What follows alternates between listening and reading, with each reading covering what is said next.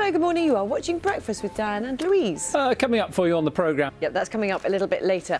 European countries are hoping to get some clarity tomorrow on whether they can continue to use the Oxford-AstraZeneca vaccine. The World Health Organization says the jab is safe. Despite that assurance, 18 countries have stopped using it for now after a small number of people suffered blood clots. Let's speak to Dr. Veronique. Sally's here to talk about, take us through quite a lot of sport. Want to be a pun judger? Go on. We've got time. Carol, just very quickly, listen in. You know, I mentioned this curry house earlier that's planning on delivering curries via drone. Well, their headline in the paper was plain naan. I've asked people to suggest their own. So you can have plain naan, you could have Vindaflu. Right, which I like a lot. Or Choppadom. I think... Flu, excellent. Carry on. Thank you. Good morning, everybody. There you go. We'll be talking to Kwasi Kwarteng from the government about that at 7:30 this morning, amongst other things. Right now, the news, the travel and the weather. Wherever you're watching us, we'll have the headlines at 7. Hello, very good morning. Welcome to Breakfast with Dan Walker and Louise Minchin. Headlines for you this morning. Good morning. It's Wednesday. It's the 17th of March. The top story this morning is that the Health Secretary has insisted the Oxford-AstraZeneca vaccine is safe, and he's urged all UK citizens to get the jab as soon as it's offered. Matt Hancock was speaking after Sweden and Latvia became the latest European countries to stop offering the vaccine following safety concerns. Dan Johnson has more. More than 70,000 Uber drivers across the UK will start receiving the minimum legal wage from today, along with paid holiday and pension rights. It follows a ruling in the Supreme Court which could have a significant impact on the so-called gig economy for freelance workers. Our transport correspondent Caroline Davis reports. The number of people sleeping rough in England may be 9 times the government's official estimate, according to a new report from a cross-party committee of MPs. It said that the true extent of the problem was revealed during last year's effort to provide accommodation for homeless people during the pandemic. Our home editor, Mark Easton, has this report. Those are some of the main stories around this morning. It is 7:10 and it's Wednesday morning. Good morning. Carol's got some lovely blue sky for us behind those clouds. Morning. Morning, Carol. Good morning, Bob. I'll see you in about half an hour's time. Thanks. Let's take you back to our main story now, and those 18 European countries which have stopped using the Oxford-AstraZeneca vaccine despite assurances from the World Health Organization that it is safe. Denmark was the first country. We'll get the government's take on that in about 10 minutes on this programme. But right now, the Scottish government laid out their plans for easing the lockdown yesterday, and they include opening hairdressers from the 5th of April. I just want to go, yay, when they open. That's less than 3 weeks away. So just hang on in there. Garden centres will be also making a comeback as well. I had a home haircut yesterday, actually. Looking good. Yeah, I'm impressed. All right, thank you. Our Scotland reporter, Alexandra Rickett. Thank you for that. I mean, that's dedication 70 times, isn't it? That shows the importance of haircut, Alexandra. I was determined. Well, good on you. You got through. You booked one, didn't you, for 4 weeks They down the rang me line back. They rang me back, and when the phone went, I was so excited when the phone went off. But it's still a long time to wait. It's something to look forward to, though. Oh, it is. It's 23 minutes past 7. Well, 25 miles north of Glasgow is the city of Stirling, where Nick Eardley has been talking to voters ahead of the Scottish parliamentary elections in May for the latest in the BBC's Power and the People series. He found issues on the agenda include income tax, the environment and independence. You are watching BBC Breakfast. We have got Kwasi Kwarteng from the government on the way in just a few minutes' time. But right now, it's the news, the travel and the weather. Wherever you're watching, we'll see you in a few minutes. Dan Walker and Louise Minchin. The Health Secretary, Matt Hancock, has insisted the Oxford-AstraZeneca vaccine is safe and urged all UK citizens to get the jab as soon as it's offered. 8 people have been killed in a spate of shootings at 3 massage parlours in the US city of 7:32. So if you get the call, get the jab. That's the message from the Health Secretary, Matt Hancock, who insists the Oxford-AstraZeneca vaccine is safe. So does the World Health Organization, but an increasing number of European countries have stopped using the vaccine over concerns about blood clots. Let's speak to the business minister. We'll talk to Sally in a second, but just to let you know, coming up in, I think it's in the next 10 minutes or so, we're talking specifically about so many people obviously beginning to go back to work again, perhaps for the first time in a year. You might have got yourself a lockdown companion, a new pet. Are you worried about leaving them at home? We've got all your questions answered shortly. Oh yeah, we've got a dog expert who's going to give you a bit of advice if that's something you are concerned about. I know many people are in that position, aren't they? Having had a dog, particularly a dog in the house for the entire time with all of us there, and now going back to something like normal life, how do you help them? Yep, very good point. Manchester City have been amazing. To all of you who are sending pictures of your lockdown pets. Thank you. You know, I promised you earlier I wanted to talk to you about Masters of the Universe. Is now a good time? Nope. Carol, should we look at the weather? Morning. Try not to be too worried, as well, as Graham was saying there. If you watch, we love his programme in our house, and he solves some really serious sort of dog issues for families, and they're really concerned, and he sort of walks them through it very calmly and carefully, and normally it finishes with a much better situation at the end. So there is hope at the end there. Why not? Should we thank you very much, everybody, for sending in your pictures of how your dogs have been enjoying lockdown. Should we show you some quickly? Go on, then. Pictures. Thank you very much indeed for joining us, and best of luck. So just remember, couch to 5K for dogs. Just start with small amounts of time. It's always a little bit to start with, and then it gets there in the end. Stay with us. We've got the headlines coming up for you very shortly. Morning. Welcome back to Breakfast with Dan Walker and Louise Minchin. Headlines for you.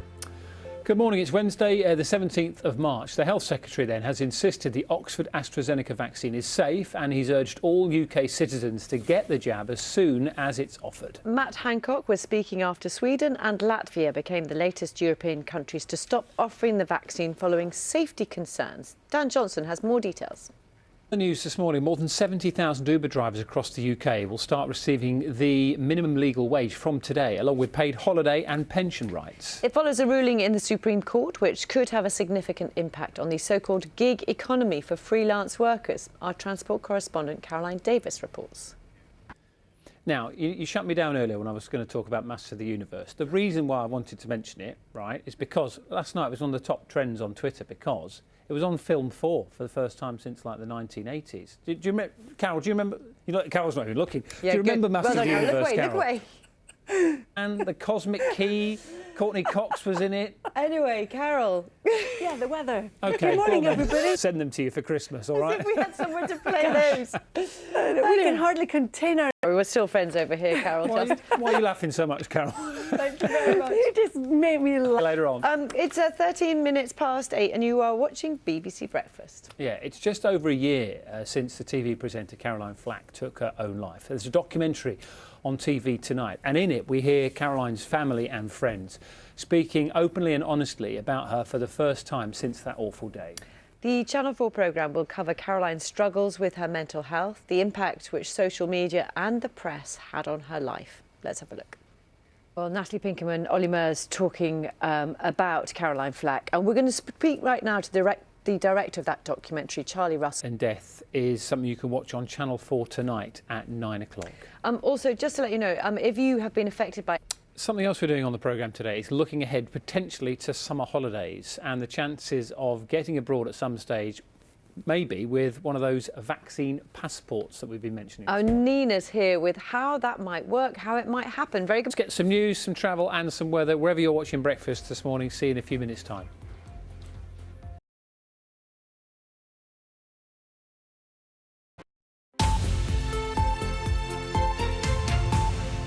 Welcome back. You're watching Breakfast with Dan and Louise.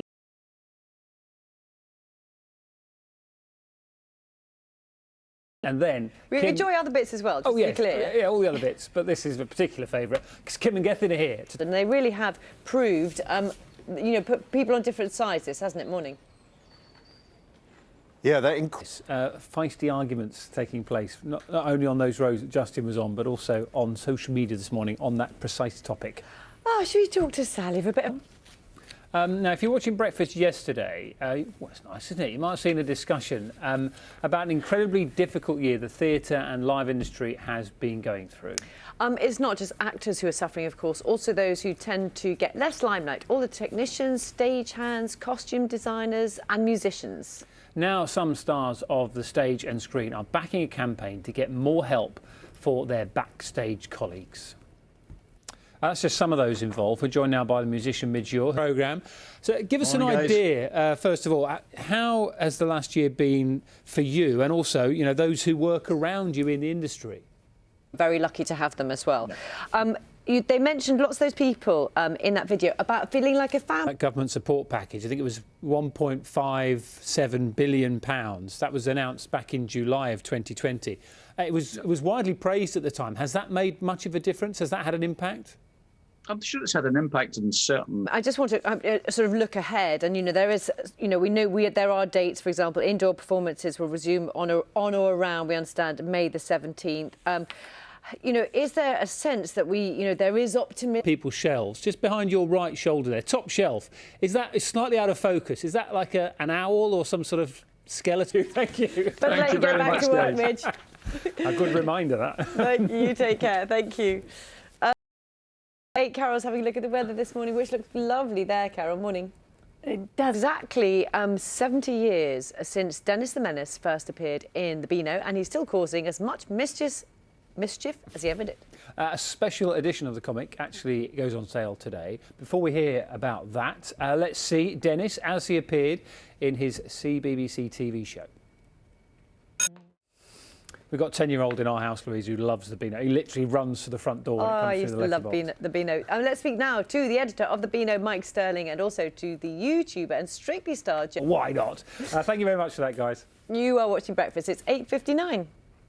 And here on Breakfast, it's time for a last look at the news headlines for you. And the Health Secretary, Matt Hancock, has insisted the Oxford AstraZeneca vaccine is safe and urged all UK citizens to get the jab as soon as it's offered. In a few minutes, we'll be speaking to some members of a brass band from a school who managed to recruit a promising new singer. You might have heard of him, Gary Barlow. Imagine that. First, though, here's a brief look at the headlines wherever you are.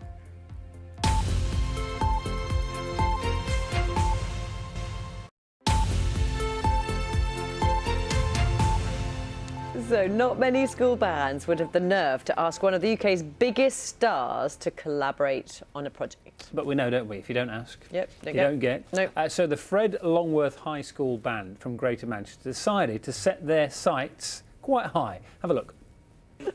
Tell you what, that's quite a get, that, isn't it? Isn't that brilliant? Impressive. Let's speak now to Helen Robinson, who... Also today on the programme, we've really been enjoying your pictures of your dogs enjoying lockdown. We were talking about, perhaps if they're going to be worried when you go back cat as well. Yes. Does that make you feel better? Yes, that makes me feel a lot better. That's enough from us, I think. See you tomorrow. Yeah, Breakfast is back tomorrow from 6. Right now on BBC One, it's time for Morning Live with Kim and Gethin.